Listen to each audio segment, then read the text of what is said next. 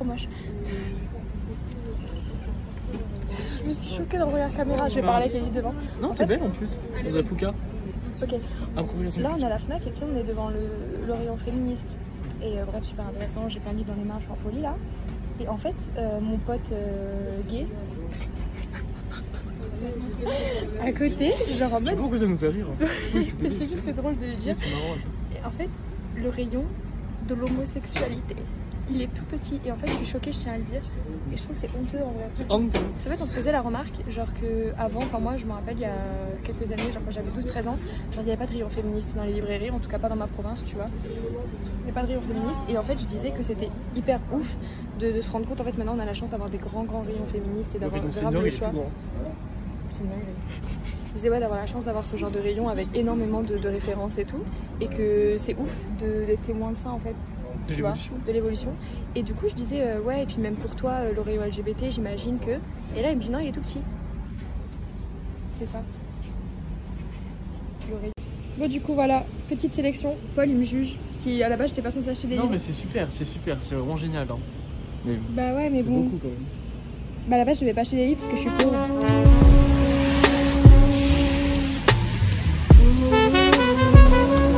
T'as dit je me sens rouge vous. Ouais. Tu t'es dit de ouf, ça me va bien Anna. Ouais merci. Du coup ça y est, on est arrivé au prêt à manger. C'est bon, là je suis plus grande et plus sous la peau. Ça c'est brillant. Je vais vous montrer les livres que j'ai achetés du coup. En fait je sais pas si je les montre là ou si je les montre chez moi tout à l'heure posé, parce qu'en vrai là avec la musique et tout ça, ça va quand même entendre. Bon, on vient de commander un matcha au prêt à manger, parce que là, si vous voulez j'ai l'abonnement. Donc du coup, vas-y, c'est boisson à volonté. Donc on peut goûter même les trucs, on sait pas si on aime. Du coup, monsieur s'apprête à goûter le matcha. Genre on n'a jamais bu de matcha.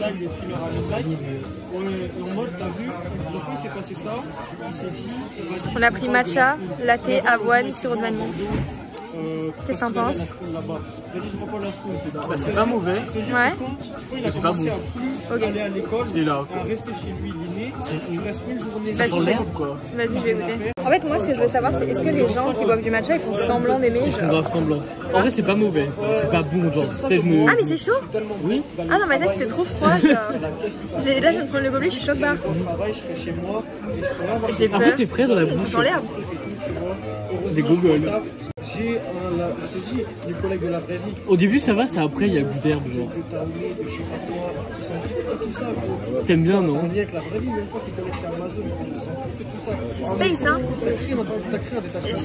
C'est comme t'as dit. Ouais c'est pas mauvais mais c'est pas bon genre, c'est là. Ah c'est space. Tu sais, tu prends pas du plaisir en buvant ça. Peut-être glacé c'est meilleur. Non? Je sais pas. Bah en vrai, elle disait qu'elle s'est beaucoup documentée, qu'elle a lu plein de livres sur la Palestine et tout. Et même genre les archives et tout. C'est bien que ça tu pourras regarder, parce que moi je sais que dans un bouquin, la bibliographie je la regarde et comme ça me donne d'autres idées pour acheter d'autres. De ouf.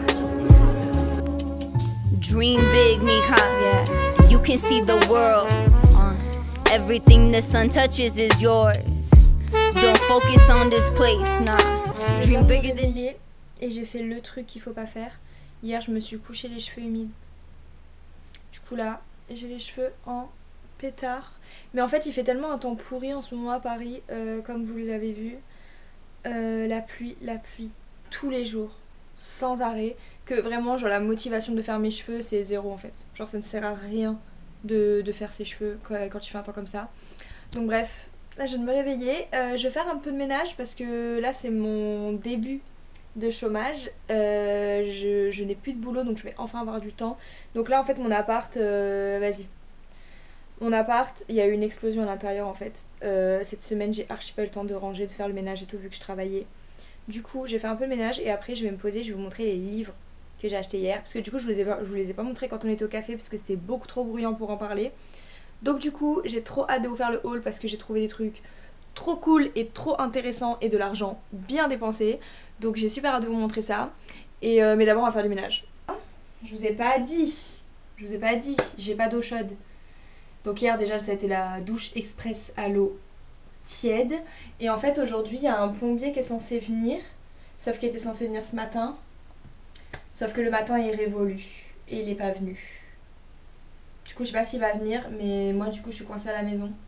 C'est en musique, parce que vraiment il n'y a rien qui va me rendre de mauvaise humeur, parce que là je commence mon chômage et je suis très heureuse d'avoir du temps pour moi et du temps pour faire les trucs que j'aime sans avoir un travail. Donc je suis super contente, donc on va écouter la musique. Et on va écouter la musique qui met de bonne humeur.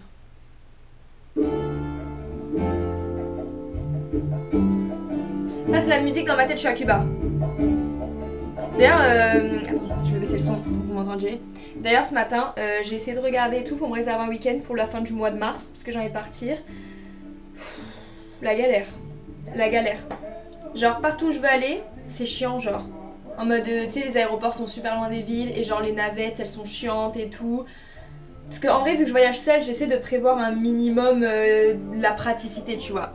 Du coup là c'est un peu la galère, mais je ne décourage pas. Vous allez voir un vlog sur ma chaîne de fin mars, de moi en week-end, au soleil. J'en ai besoin. Genre là j'ai besoin. Bref, on va faire le ménage.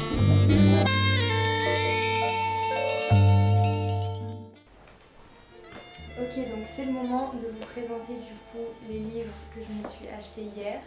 Donc je suis contente déjà parce que c'est deux éditions que j'aime trop. Genre ces éditions là, genre les livres ils sont entre 5 et 15 euros je dirais.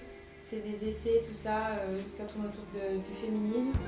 Franchement, je trouve que c'est des textes qui sont archi importants, faciles à lire, courts et pas chers en soi, accessibles. Donc vraiment cette édition j'aime trop et j'aime beaucoup cette édition aussi. Donc, du coup je suis contente parce que c'est deux éditions que j'ai énormément déjà dans ma bibliothèque, du coup ça va ensemble. Donc c'est cool et du coup je vais vous montrer mes choix. J'étais archi pas partie pour m'acheter des livres, mais bon, c'est des livres très importants. Du coup en premier j'ai acheté La Terreur féministe de Irénée, donc c'est un livre que j'avais déjà entendu parler.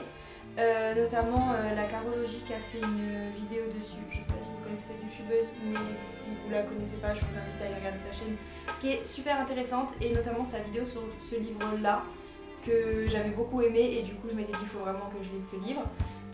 Donc du coup La Terreur féministe, l'autrice Irénée appelle les femmes à ne plus avoir peur de hausser le ton. Je vous lis la petite phrase d'accroche du début de résumé. Du coup voilà, c'est un livre que j'ai payé 6,90, que j'ai super hâte de lire et que sans doute je vous ferai un retour vidéo. Ensuite du coup de la même édition, j'ai pris Moi les hommes, je déteste de Pauline Armange. Donc pareil, ce livre ça faisait un petit moment que je passais devant. En fait cette édition je connais un peu les titres de tous les livres de cette édition, mais il y en a plein que j'avais pas encore acheté. Donc voilà, donc je vais vous lire un petit pan du résumé. Et si les hommes avaient de bonnes raisons, et si les femmes pardon, et si les femmes avaient de bonnes raisons de détester les hommes, et si la colère à l'égard des hommes était en réalité un chemin joyeux et émancipateur dès lors qu'on la laisse s'exprimer. Dans ce court essai, Pauline Armange défend la misandrie comme une manière de faire place à la sororité et à des relations bienveillantes et exigeantes. Un livre féministe et iconoclaste à mettre entre toutes les mains. Donc pareil, petit livre à 6 euros que j'ai très hâte de lire. Ensuite, j'ai pris un livre, donc là du coup c'est des autrices françaises. Donc là j'ai pris un livre de Angela Davis, donc grande figure du féminisme américain, donc c'est une militante féministe et communiste et antiraciste, que j'apprécie beaucoup son discours et tout, sauf que celui-ci je ne l'avais pas lu, donc Une lutte sans trêve. Donc dans ce livre elle fait les liens en fait entre l'impérialisme et le féminisme, donc j'ai très hâte de lire, et entre les luttes par exemple du conflit israélo-palestinien, l'apartheid, c'est un mot que j'ai toujours du mal à dire, mais vous avez compris. Du coup j'ai très hâte de le lire, donc voilà. Donc celui-ci un peu plus cher, il était à 15 euros, mais je crois qu'il est récent, je sais pas, peut-être écrit à l'intérieur de quand il date, mais je crois que c'est un livre récent parce que celui-ci je n'avais pas entendu parler.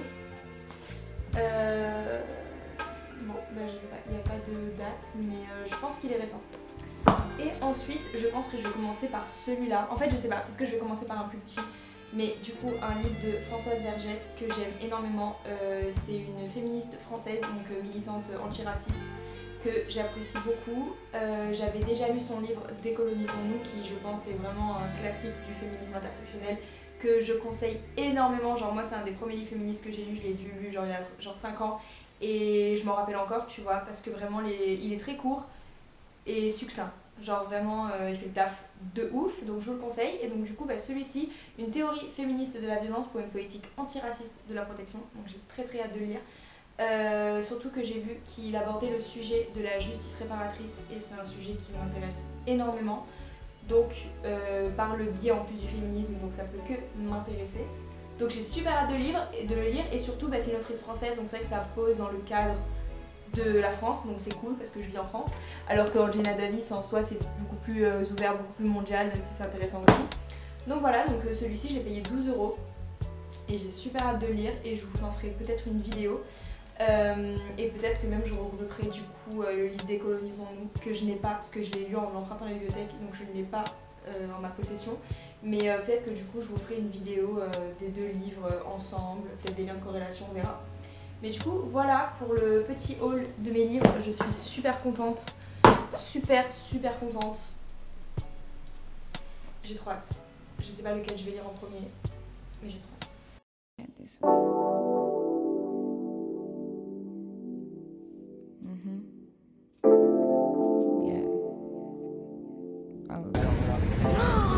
Mais là, vous savez pas comment les Parisiens, on s'est levé ce matin, on était choqués. Là, vous savez pas ce qu'on a sur le visage, vous savez comment on appelle ça? Le soleil. Et nous, on le voit jamais. Non mais en fait là, c'est que ça fait 3 semaines qu'il pleut à Paris, genre. C'est pas il pleut, c'est vraiment les torrents. Oui, en fait, c'est qu'il s'arrête jamais de pleuvoir, le soleil. Moi, j'ai cru qu'on le reverrait jamais. Ah, bon, j'ai cru Macron nous avait privé du soleil, moi aussi, quoi. pareil. Ah ouais, j'ai cru qu'en plus d'être pauvre, on ne devait plus avoir de soleil. Voilà. Oh, putain. Ah oui, là on rigole. On va marcher comme ça. Là, je suis super fière de nous parce qu'on s'est mis sur les chaises qui sont juste derrière. Et en fait, il y avait des gens sur les transats là. Mais nous, on était là, comme des lions en chasse. On s'est dit, et dès qu'ils partent, on saute sur l'occasion. On a entendu des bruits de gravier. On a sauté sur la chaise. Et on a eu notre dû. Si c'est pas le bonheur, ça. Bon, on est encore au prêt à manger du coup. Comme d'habitude. Est-ce qu'on fait autre chose de nos vies? Il y a plus de prêt à manger. D'ailleurs, et je suis médium. Vraiment, je tiens à le raconter parce que je suis médium. J'étais dans la queue pour du coup prendre ma boisson. Et dans la queue, je me dis, parce que moi je prends toujours la même chose. Je prends chocolat chaud, avoine, enfin lait d'avoine et sirop de noisette. Et en mode, j'étais dans la queue et je me dis, je pense qu'il n'y a plus de sirop de noisette. Mais en mode, je sais pas pourquoi je me suis dit ça. Et j'arrive à la caisse et la go me dit, bah j'ai plus de sirop de noisette. Trop ouf. Mais on est d'accord, les jouets sont trop bizarres. Non, ils sont hyper mignons. Je comprends pas pourquoi tu trouves ça mignon. T'as plein de panoplies. Ils me font trop la peur. petite voiture, le petit Par contre, la voiture, grave ma voiture de rêve en fait. Ouais, vraiment. Genre, D'ailleurs, mon Dieu. c'est vrai que c'est hyper cher. Hein. T'as la voiture et tout. C'est grave toi celle-là. Le petit lapin avec sa robe. J'adore. Regarde, famille nombreuse. C'est Family 7-seater. Yeah. Ah, eux ils sont mimi. Ils sont hyper cute. Ouais, mais ça c'est l'effet des oreilles. Mais sinon, je trouve ça gringe de ouf. T'as envie de les manger. Ah, avec des choses. Ah putain, fou rire devant les lapins, genre. Ça m'a rendu super heureux. 40 € ces petites babioles. Non, je peux pas. Il y a pas d'objets en plus. Je te crois pas. Ah, si, il y a des objets, j'ai pas vu. Mais je te crois pas, ça peut pas coûter 40 €. Putain. Ne pas avoir de gosse. Mais en fait, le capitalisme capitalise même sur les gosses, quoi. Oh non, regarde la cuisine comme elle est mignonne. La cuisine de mes rêves, genre. C'est hyper Et même la salle de bain.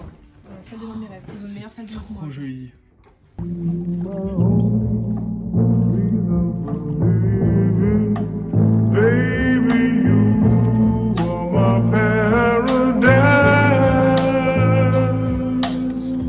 took a dive thinking I could get my ends, but I never learned how to fucking swim.